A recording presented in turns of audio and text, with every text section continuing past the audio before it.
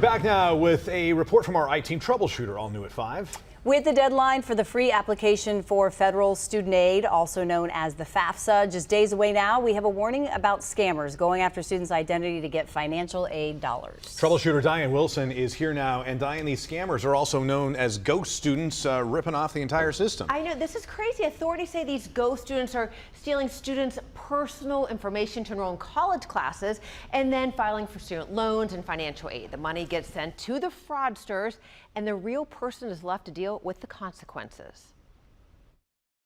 The FAFSA application is supposed to help students get financial support for college, but scammers are turning it into a tool for fraud.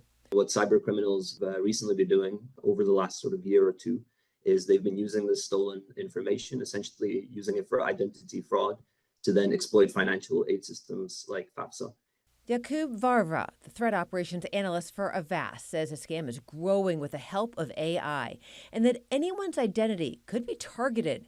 And it often starts with fake students. So what they do is they create essentially ghost students who enroll in these online classes. And through the use of AI, they're actually able to kind of pretend to be a student, and they stay just long enough to trigger the financial aid disbursements.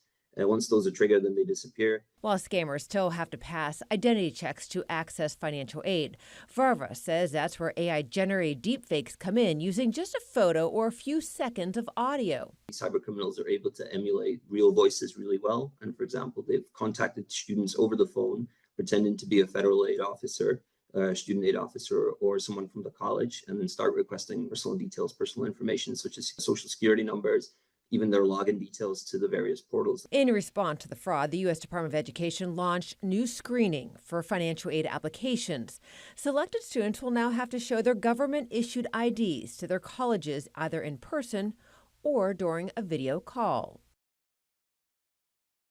And if someone uses your identity to take out a student loan, it can take years to fix and leave you with a low credit score.